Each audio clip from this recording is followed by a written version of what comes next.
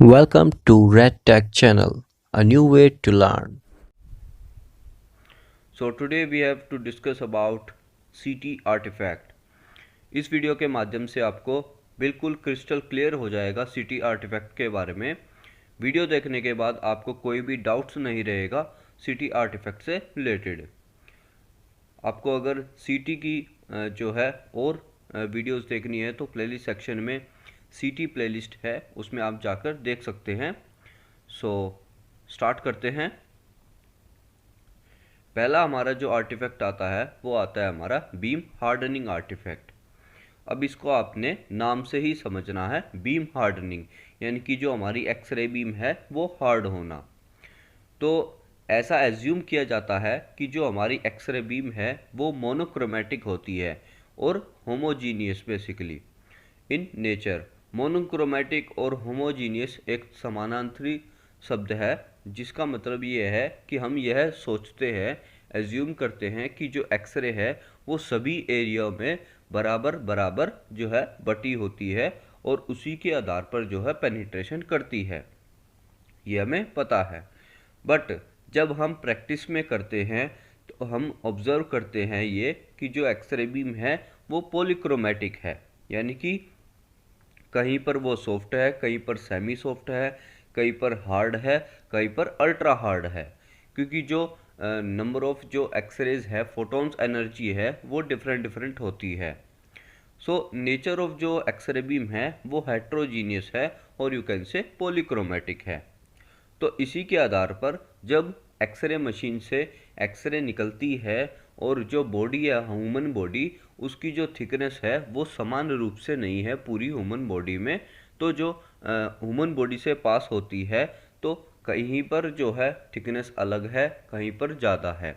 तो उसी के आधार पर जो अटेनुएशन है, यानी कि रोकने की जो क्षमता है बॉडी की, वो डिफरेंट डिफरेंट जो है पार्ट में डिफरेंट डिफरेंट होती है।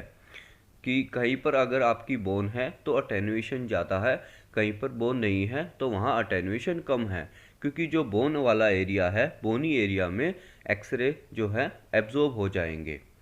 तो इसी के अटेनुएशन की जो डिफरेंशिएशन है, इसी को हम बीम हार्डनिंग कहते हैं।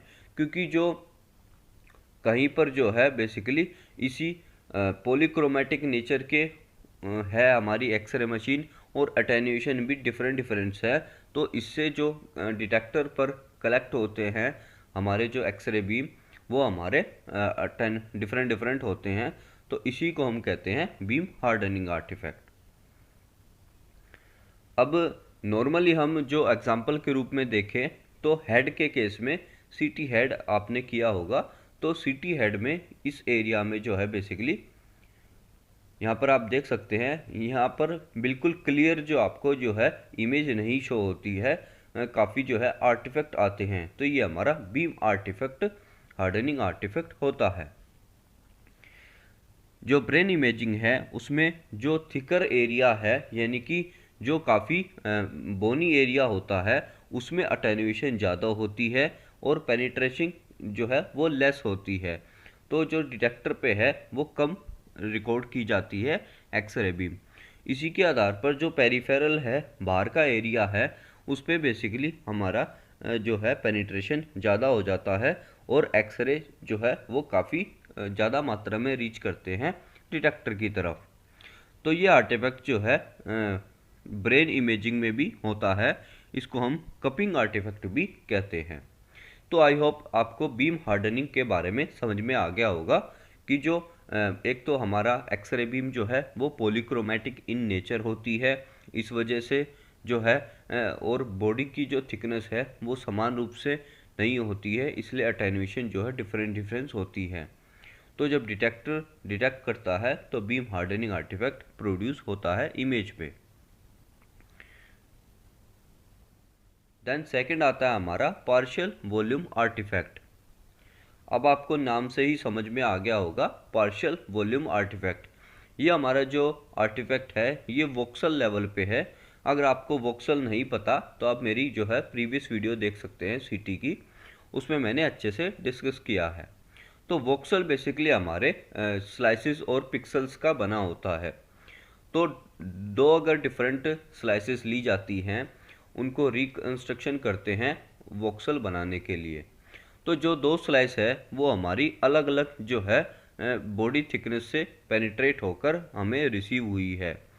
तो जो डिफरेंट जो उनका सिटी नंबर है, इस वजह से जब रिकंस्ट्रक्शन होता है वोक्सल का, तो वह वोक्सल प्रॉपरली रिकंस्ट्रक्शन नहीं कर पाता, क्योंकि जो सिटी नंबर है वो दोनों का अलग अलग होता है। जैसे कि आपका जो है बोन का अलग है और आपका टिश्यू का और ऑर्गन का अलग है। तो इसी के आधार पर जो है वोक्सल जो है वो नहीं कैलकुलेट कर पाता कि कितना हमारा जो है सिटी नंबर है। अब सपोज कीजिए कि एक स्लाइस में, एक वोक्सल में बेसिकली दो स्लाइस हैं, एक हमारा सीटी नंबर है 100 और दूसरा हमारा है बेसिकली 200। तो जब रिकंस्ट्रक्शन होती है तो रिजल्टिंग मिलता है कि जो रिकंस्ट्रक्शन के दौरान जो सीटी नंबर है वो ऑन एन एवरेज लिया जाता है, यानी कि इन दोनों के बीच का जो होगा सीटी नंबर 150। बट जो अगर हम रिलेट करें किसी चार्ट से भी अगर, तो 150 सपोजिशन की बात है, ये बेसिकली कुछ भी हो सकता है सिटी नंबर। तो जो रिलेट करते हैं एक्चुअल सिटी नंबर का, तो वो किसी भी जो है टिश्यू से रिलेट नहीं होता है विद इन दी स्लाइस। तो इसी को बेसिकली जो एन एवरेज सिटी नंबर है वही हमारा जो है पार्शियल वॉल्यूम आर्टिफैक्ट का कारण बनता है। तो ये आपको समझ में आ गया होगा, I hope you clear out. Partial volume artifact जो है वो बेस ऑफ द स्कल में विजिबल होते हैं, वास्कुलर स्ट्रक्चर होते हैं, थिन फ्लैट सरफेस पे जो है सीन किए जाते हैं। इसको रिड्यूस किया जाता है स्लाइस थिकनेस को रिड्यूस करके और वोक्सल साइज को भी रिड्यूस करके, ताकि एक वोक्सल में जो है टू डिफरेंट स्लाइस ना आए। तो आई होप यू क्लियर आउट कि आपका पार्शियल वॉल्यूम आर्टिफैक्ट वोक्सल की वजह से होता है, जो basically two different slice of CT number की कलेक्शन की वजह से। सेकंड है हमारा मोशन आर्टिफैक्ट। मोशन आर्टिफैक्ट जब होता है प्रोड्यूस जब कोई ऑब्जेक्ट मूव करता है। हम ये एज्यूम करते हैं कि रिकंस्ट्रक्शन प्रोसेस के दौरान कि जो सभी जो इमेज ली गई है वो स्टैटिक है और एनाटॉमिकल स्ट्रक्चर है वो मूव कर रहे हैं पीरियोडिकली ड्यू टू रेस्पिरेशन और cardiac pulsation. Motion artifact basically body की मूवमेंट से होता है, यानी कि कोई पेशेंट अगर हिल रहा है, कोई जैसे छोटा बच्चा होता है या कोई भी अगर इंजरी का केस है, तो इस केस में भी जो है पेशेंट मूव करता है, तो उस केस में मोशन आर्टिफैक्ट आता है, ये नॉर्मल है। उसके अलावा जो है रेस्पिरेटरी जो है आर्टिफैक्ट भी आते हैं, यानी कि टू टाइप के मान लो इसमें मोशन आर्टिफैक्ट में, वॉलेंट्री और इनवॉलेंट्री। वॉलेंट्री जो स्वेच्छा से किए जाते हैं पेशेंट की, तो पेशेंट अगर गलती से मूव किया है तो आर्टिफैक्ट जो है मोशन आर्टिफैक्ट आएगा। इनवॉलेंट्री मूवमेंट में आते हैं हमारे रेस्पिरेटरी, या जो हम सांस लेते हैं ब्रीदिंग है, उस केस में भी जो है आर्टिफैक्ट आते हैं, आपने सीटी चेस्ट में देखा होगा। तो उसको रोकने के लिए basically single breath hold scanning जो है लाई गई स्पाइरल सीटी, उसको एलिमिनेट करने के लिए। तो जो बाकी अदर है वो आज भी जो है एग्जिस्ट करते हैं मोशन आर्टिफैक्ट, क्योंकि आप पेशेंट को जो है बिल्कुल स्टेबलाइज नहीं कर सकते, पेशेंट मूव कर सकता है। ये आप देख सकते हैं इमेज, इसमें जो है पेशेंट जो है मूवमेंट की थी पेशेंट ने हेड की, तो उस केस में जो है रिकंस्ट्रक्शन के दौरान ये ऐसी इमेज आती है, इसको हम मोशन आर्टिफैक्ट इमेज कहते हैं। देन आता है हमारा स्ट्रीक आर्टिफैक्ट। स्ट्रीक आर्टिफैक्ट जो है रिलेट करता है कोई भी मेटेलिक ऑब्जेक्ट या कोई भी जैसे कि इम्प्लांट होता है उससे रिलेट करता है। तो जनरल एजम्पशन है कि हर एक पॉइंट पर जो है डिटेक्टर हर एक पोजीशन पर जो है कुछ ना कुछ डिटेक्ट करेगा ट्रांसमिटेड रेडिएशन को।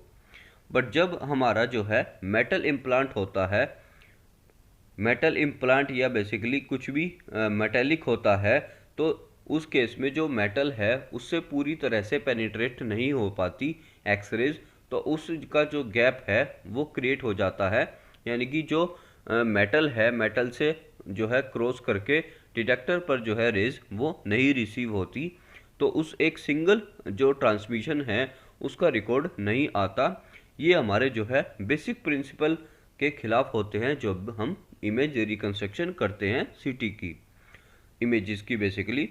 तो इस जो वॉयलेशन है उसको बेसिकली अकाउंट नहीं कर पाता सिटी स्कैनर, और स्ट्रीक आर्टिफैक्ट अपीयर होते हैं इमेज पर, यानी कि जैसे उसने एब्जॉर्ब किए सिग्नल्स कुछ प्लेसेस पर और मेटालिक पर नहीं किए, तो सेम एज इट इज़ जो है वो वॉयलेशन वाली जो इमेज है वो प्रेजेंट करता है। तो स्ट्रीक आर्टिफैक्ट उसको कहते हैं ड्यू टू मेटालिक इम्प्लांट और basically any type of metal.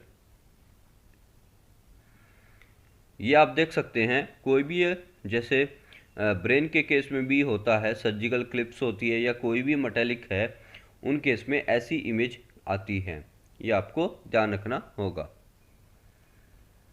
Next है हमारा रिंग आर्टिफैक्ट। रिंग आर्टिफैक्ट का जो बेसिकली क्रिएशन है वो थर्ड जनरेशन में हुई थी। मॉडर्न जो सिटी सिस्टम है उनमें जो है काफ़ी रेयर देखा जाता है। ये जब होता है जब हमारे जो डिटेक्टर है वो कैलिब्रेटेड ना हो। तो कई बार जो इन प्रैक्टिस होते हैं रेडियोग्राफर, वो सिटी की मशीन जो है जब अर्ली मॉर्निंग जो है जाते हैं तो एक बार कैलिब्रेशन ज़रूर करते हैं। तो कैलिब्रेशन से आप जो है आर्टिफैक्ट से बचा जा सकता है, ring artefact basically.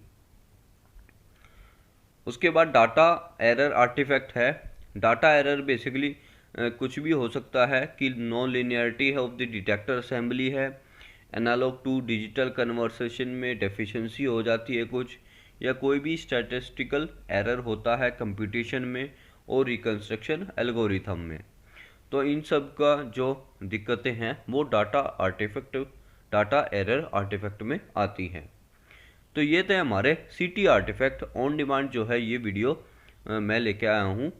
So I hope कि आपको क्रिस्टल क्लियर हो गया होगा हर एक आर्टिफैक्ट के बारे में। कमेंट करके ज़रूर बताइएगा आपको जो है वीडियो कैसी लगी। So that's all for this video. Do subscribe if you like and thanks for watching. जय हिंद, जय भारत।